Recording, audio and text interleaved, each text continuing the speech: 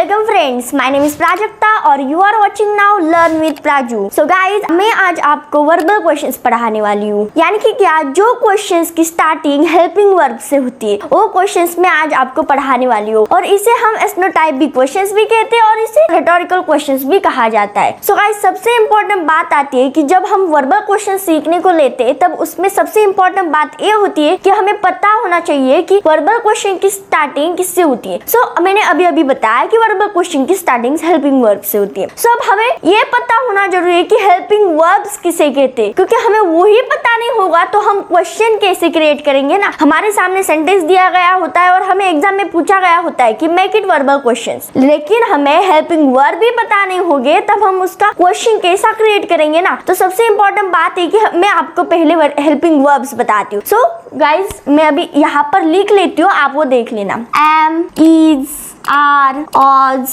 were, shall, should, will, would, can, could, do, did, does, has, have, had, make, might, must. Am, is, are, was, were, shall, should, will, would, can, could, did, do, did, does, have, has, had, may, might, must. So guys, मैंने अभी यहाँ पर ये helping verbs लिखे हो, इसमें से कोई एक मिस हो चुका होगा तो सॉरी, लेकिन मुझे लगता है कि मैंने सही लिखे हैं। सो गाइस, यही हेल्पिंग वर्ब के वजह से आपको वर्बल क्वेश्चन क्रिएट करना है। इसका मेन रोल ये होता है कि जो सेंटेंस दिया गया होता है उसमें से हमें जो हेल्पिंग वर्ब होता है वो सामने लेना होता है, यानी कि फर्स्ट को लेना होता है। जो फर्स्ट को मेन वर्ब होता है वो सेकंड को लेना होता है। आपको मैं ऐसा बोल रही हूँ, आपको समझ में नहीं आ रहा होगा तो एग्जांपल ही ले लेते। सो फर्स्ट क्या है? It is raining. It is raining. मैंने क्या बताया आपको? हेल्पिंग वर्ब फर्स्ट लेना है और मेन वर्ब सेकंड में डालना है। क्या? हेल्पिंग वर्ब फर्स्ट में लेना है और मेन वर्ब सेकंड में डालना है। सो हेल्पिंग वर्ब क्या है? इज। बताया ना मैंने अभी इज। क्या? Helping verb is. So is हमने फर्स्ट ले लिया, फिर इट, रेनिंग। नॉर्मली हमें एक्सचेंज करना है, सिर्फ और सिर्फ उनकी प्लेस एक्सचेंज करना है। फर्स्ट सेकंड को लेना है, सेकंड फर्स्ट को लेना है। ये नॉर्मल वर्बल क्वेश्चंस, यानी कि इजी जो क्वेश्चंस होते हैं उनमें ऐसा यूज किया जाता है। सो क्या? It is raining, is it raining. Second, we are hungry. अब यहाँ पर क्या होगा? Are we hungry. So second हमने फर्स्ट ले लिया यहाँ पर, are we hungry. Third, I am going home. Am I going home? I am going home. So यहाँ पर क्या है? I am. एम यानी कि क्या? Helping verb. बताया है ना यहाँ पर। सो क्या? आई एम गोइंग होम। अब हमें इसका वर्बल क्वेश्चन करना है। एक क्वेश्चन जरूरी आता है एग्जाम में और हर पेपर में क्वेश्चन पूछा जाता है कि मेक इट वर्बल क्वेश्चन, और ये इतना आसान क्वेश्चन होता है फिर भी हम वहाँ पर गलती कर देते हैं। लेकिन आज से वहाँ पर गलती बिल्कुल नहीं करनी है, क्योंकि मैं प्राजक्ता आपको जो सेंटेंसेस बता रही हूँ वो आपको याद में रखने और उसकी ट्रिक समझ लेनी है। एक बार पता चलेगा तो आप गौर से सुनेंगे, देख लेंगे, पढ़ लेंगे, लिख लेंगे तो आपको ज्यादा से ज्यादा याद में आ जाएगा और आप आपके वर्बल क्वेश्चंस परफेक्ट बना लेंगे। सिर्फ और सिर्फ आप हेल्पिंग वर्ब कौन सा है वो ही याद में रखना है। क्या? Only helping verb. So I am going home, am I going home. Four, they had already eaten. They had already eaten. Had they already eaten? Had they already eaten. सिर्फ और सिर्फ क्या किया है? इन दोनों की प्लेस चेंज की है। Fifth, she will win the fight. She will win the fight. Will she win the fight? क्या? She will win the fight, यानी कि क्या? Will she win the fight. इतना आसान होता है फिर भी हम एग्जाम में गलती कर देते हैं, लेकिन आज से वो गलती करनी नहीं है। हमें वो मार्क्स चाहिए ना, तो फिर ये वीडियो फर्स्ट से लेकर एंड तक जरूर देखना और आपकी वर्बल क्वेश्चंस परफेक्ट यानी कि परफेक्ट ही बनने वाले हैं। 6, she gets up early. She gets up early. अभी तक गाइस देखो, गौर से देखो, अभी तक मैंने फिफ्थ सेंटेंस तक आपको क्या बताया कि सिर्फ और सिर्फ फर्स्ट वर्ड सेकंड में डालना है और सेकंड वर्ड फर्स्ट में लेना है, यानी कि क्या? हेल्पिंग वर्ब फर्स्ट में लेना और मेन वर्ब सेकंड में डालना है। लेकिन आप 6 सेंटेंस देख रहे होंगे कि इसमें हेल्पिंग वर्ब तो है ही नहीं। गेट्स क्या हेल्पिंग वर्ब होता है क्या? इसमें तो लिखा ही नहीं है मैंने। तो फिर आप कहोगे कि इसका कैसे करना है? So she gets up early, ये वर्बल क्वेश्चन का थोड़ा सा चेंज है इसमें, सिर्फ और सिर्फ थोड़ा सा, लेकिन वो आपको समझ लेना, यहाँ पर गलती नहीं करनी है आपको।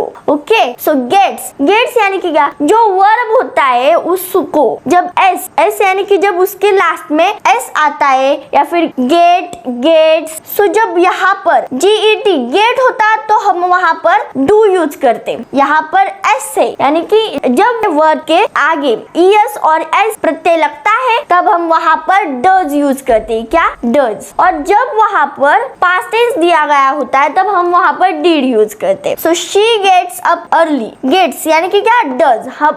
हमें यहाँ पर क्या यूज करना है, डज। डज क्यों, देखो ना डू के आगे क्या दिया है, ES या फिर ओनली S वर्ब के सामने लगा होता है तब हमें वहाँ पर डज यूज करना है। सो गेट के सामने क्या लगा है, S। So she gets up early यानी कि क्या, does she get up early. 7, you like ice cream. अब हमें यहाँ पर यू लाइक आइसक्रीम एग्जाम्पल दिया गया है। अब देखो लाइक, लाइक्स और लाइक। अब देखो जब लाइक होता है तब हमें वहाँ पर डू यूज करना है। क्या, डू। जब लाइक्स होता है तब हमें वहाँ पर डज यूज करना है, समझे। और जब लाइक यानी कि ईडी, जब उसके सामने ईडी आता है तब हमें वहाँ पर डीड यूज करना है। सो गाइस, वैसे ही इसके जैसे बहुत सारे वर्ब है, लाइक, लाइक्स, लाइक, और उसके जैसे बहुत सारे होते हैं। आपको वर्ब्स तो पता ही होंगे। सो हमें यही याद में रखना है कि जब नॉर्मल वर्ब होता है तब हमें वहाँ पर डू यूज करना है। जब उस वर्ब को ES या फिर ES प्रत्यय लगता है तब हमें वहाँ पर डज यूज करना है। और जब उस वर्ब का PP यानी कि क्या, पास्ट पार्टिसिपल होता है या फिर उसको ED सामने लगता है तब हमें वहाँ पर डीड यूज करना है। सो गाइस, यहाँ पर क्या है, यू लाइक आइसक्रीम यानी कि क्या, लाइक के सामने कुछ भी नहीं है। सो हमें वहाँ पर डू यूज करना है। सो क्या, do you like ice cream. 8, you are busy, are you busy, you are busy, are you busy. 9, I am draw a picture, am I draw a picture. ये नॉर्मल है, यहाँ पर सिर्फ और सिर्फ सेकेंड की जगह फर्स्ट और फर्स्ट की जगह सेकेंड करना है। लेकिन इन दो सेंटेंस में क्या था कि हमें उस वर्ब का डू में आता है, डज में आता है या फिर डिड में आता है, वो हमें उसका टेंस पहचानना है पहले और फिर उसका हमें वर्बल क्वेश्चन क्रिएट करना है। ये आपको थोड़ा सा टफ लग रहा होगा लेकिन आप वो ध्यान से देखेंगे और उसे याद में रखेंगे तो वो बिल्कुल भी आपको डिफिकल्ट जाने वाला नहीं है। So you are busy, are you busy. 9, I am draw a picture, am I draw a picture। 10, he is rich, is he rich, he is rich, is he rich। So guys, मैंने अभी आपको 10 verbal questions बताए, पहले sentence बताया normal और उसका verbal question create करके बताया और हेल्पिंग वर्ब्स भी मैंने यहाँ पर लिख दिए हैं। सो आप आपके नोटबुक में लिख लेना। और गाइस, सबसे इम्पोर्टेंट बात ये है कि जब आपको हेल्पिंग वर्ब पता होगे तो आप आसानी से उसका वर्बल क्वेश्चन बना पाएंगे। या फिर आपको हेल्पिंग वर्ब भी पता नहीं और लाइक का आप कर रहे हो, लाइक यू आइसक्रीम, सो ये गलत हुआ ना। सो हमें वहां पर देखना है कि हेल्पिंग वर्ब है क्या नहीं। जब होगा तब हमें वो फर्स्ट में लेना है और जब नहीं होगा तब हमें उस सेंटेंस का टेंस पहचान के उसका डू या डज या फिर डिड में आता है वो पहचानना है। सो गाइस, ऐसे ही मैंने आपको 10 सेंटेंसेस बताए। आपको और भी क्वेश्चन चाहिए होंगे तो कमेंट बॉक्स में जरूर बताना, मैं और भी वर्बल क्वेश्चंस आपको डिस्क्रिप्शन में दे दूंगी। सो आप वहां से ले लीजिए। और गाइस, मैंने आज आपको जो 10 वर्बल क्वेश्चंस बताए, पिछले लेक्चर मैंने आपको WH क्वेश्चंस बताया। आपको तो सभी को पता है कि क्वेश्चंस के 2 टाइप्स होते हैं, WH क्वेश्चंस और वर्बल क्वेश्चंस। सो WH क्वेश्चंस में क्या होता है, जिन क्वेश्चंस की स्टार्टिंग WH से होती है, और वर्बल क्वेश्चन में क्या होता है कि उस क्वेश्चन का आंसर S नो में आता है और उसकी स्टार्टिंग हेल्पिंग वर्ब से होती है। सो गाइस, मैंने पिछले लेक्चर में आपको WH क्वेश्चंस बताए थे, इस लेक्चर मैंने आपको वर्बल क्वेश्चंस बताए हैं। अभी तक आपने वो वीडियो नहीं देखा होगा तो वो आप प्लेलिस्ट में जाकर देख सकते हैं। सो गाइस, मैंने आज आपको दोनों भी क्वेश्चंस के टाइप सिखा दिए हैं, WH क्वेश्चंस और रेटोरिकल क्वेश्चंस, यानी कि क्या, वर्बल क्वेश्चंस, दोनों भी बताए हैं। आप इसकी प्रैक्टिस करते रहना और एग्जाम में आसानी से मार्क्स गेन कर लेना। सो गाइस, ऐसे बहुत सारे ग्रामर के, इंग्लिश स्पीकिंग के, इंग्लिश सेंटेंसेस के वीडियो में आपके लिए लेकर आने वाली हूँ। मेरे साथ जुड़े रहिए, चैनल को लाइक करिए, सब्सक्राइब करिए, शेयर करिए और ज्यादा से ज्यादा मेरे प्यारे बहन भाई और फ्रेंड्स के साथ शेयर कीजिए क्योंकि उन्हें भी ये ग्रामर इंग्लिश आना जरूरी है। सो गाइस, आगे की वीडियो के लिए नोटिफिकेशन कर दो। सो हम यहाँ पर रुकते हैं, हम मिलते हैं अगले लेक्चर में नए वीडियो के साथ। तभी तक के लिए tata bye bye, thank you.